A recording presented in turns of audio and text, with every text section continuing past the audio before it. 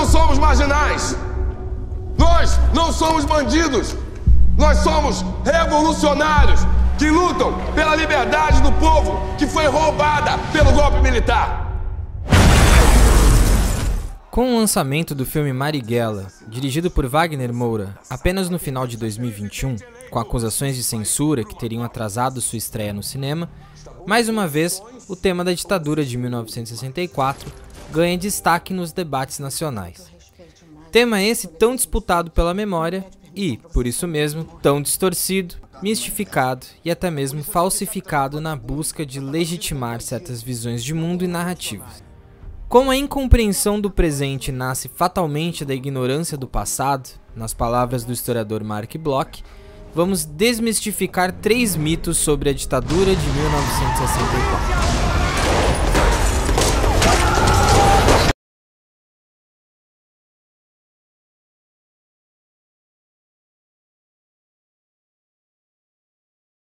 Mito 1. Havia uma ameaça de tomada do poder pelos comunistas em 1964. O perigo comunista, que estaria prestes a tomar o poder de maneira violenta e que, portanto, motivou militares a dar uma espécie de golpe preventivo ou contragolpe para evitar um mal maior, simplesmente não existiu na prática. E não existia por vários motivos. O Partido Comunista Brasileiro, PCB, o maior partido comunista de todas as Américas, com cerca de 5.000 filiados nos anos 50, vinha, pelo menos desde o seu 5º congresso em 1960, defendendo a tese de coexistência pacífica proposta pela União Soviética de Nikita Khrushchev, e propunha que a burguesia nacional era uma aliada na luta anti-imperialista, e que, portanto, deveria participar das eleições. O Brasil seria, de acordo com o PCB, ainda feudal, e, portanto, o capitalismo deveria, vejam só, avançar com a industrialização, para então, só em um segundo momento, haver condições de o país migrar para o socialismo. Os comunistas não queriam revolução, e sim eleição.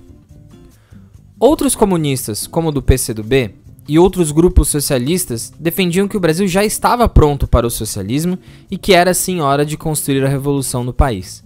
Porém, em 1964, eram absolutamente minoritários e suas ideias e sonhos não tinham qualquer possibilidade de ameaçar a ordem vigente. A maior parte dos trabalhadores da época não eram comunistas, e sim trabalhistas, vinculados principalmente ao PTB de João Goulart, presidente derrubado pelo golpe de 1964. Em resumo, ou os comunistas que haviam na época não queriam revolução e sim eleição, ou os que haviam não tinham possibilidade de transformar seus desejos em realidade.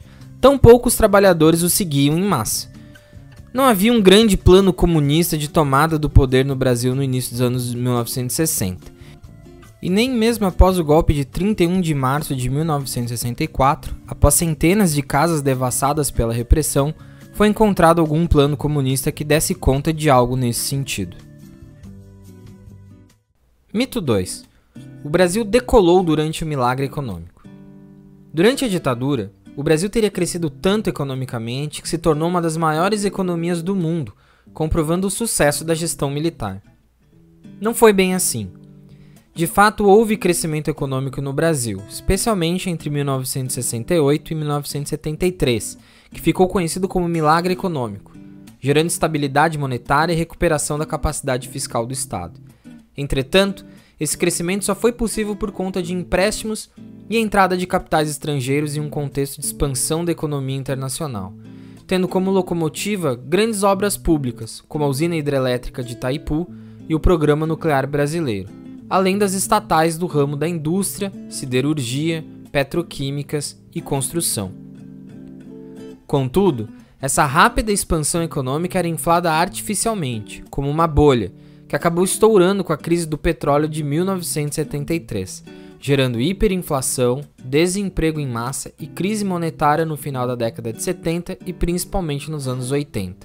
Além disso, a riqueza gerada nesse período ficou concentrada nas mãos de poucos da elite, o que gerou uma desigualdade social abissal no Brasil, resultando no aumento da pobreza e da fome. O Brasil era ao mesmo tempo um dos países mais ricos e mais pobres do mundo durante o milagre. Não esqueçamos que o período do chamado milagre econômico coincide com o período de maior repressão política, tortura, assassinatos e desaparecimentos forçados.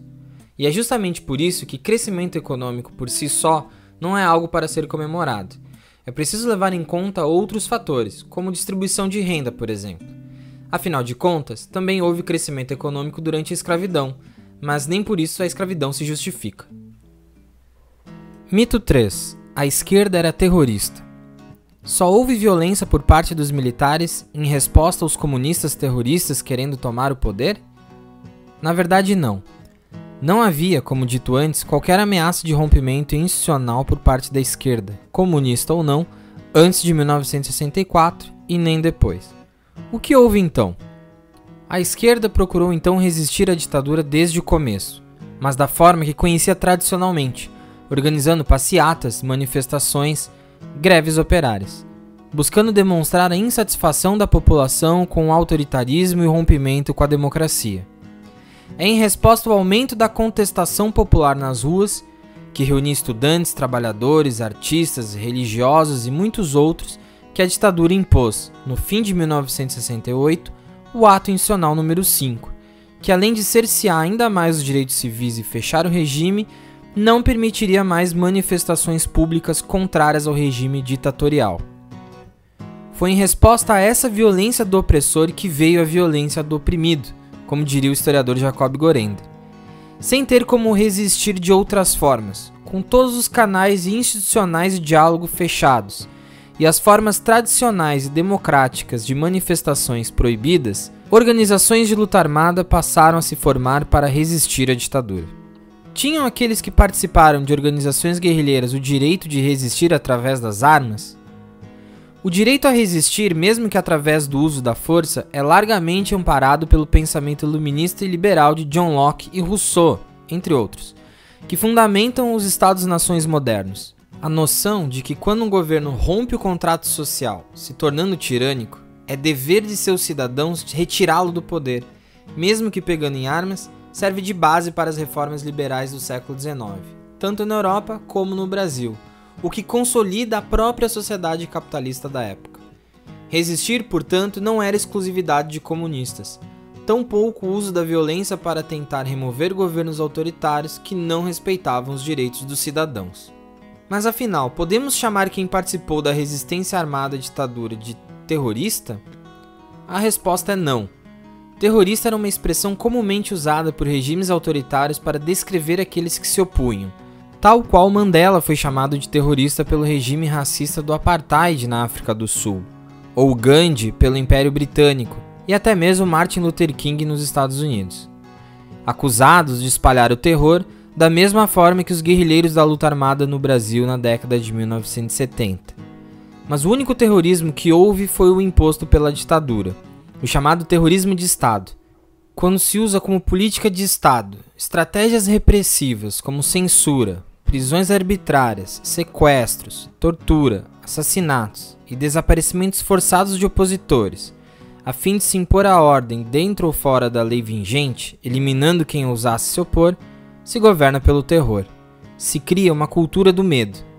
E foi contra tudo isso que pessoas, homens e mulheres, jovens e velhos, pegaram em armas para resistir. Lembrando que cada um desses mitos renderiam sozinhos vídeos de 1 hora cada e contam com ampla bibliografia e debate historiográfico de décadas, além de pesquisas em fontes primárias e orais. Este vídeo foi um rápido esforço de pensar a história para além de mistificações tão comuns que ouvimos diariamente. Tem sugestão de outro mito para ser explicado? Comente aqui. Se você gostou desse vídeo, se inscreve no canal, ativa o sininho e deixa seu like. Só não esquece de compartilhar.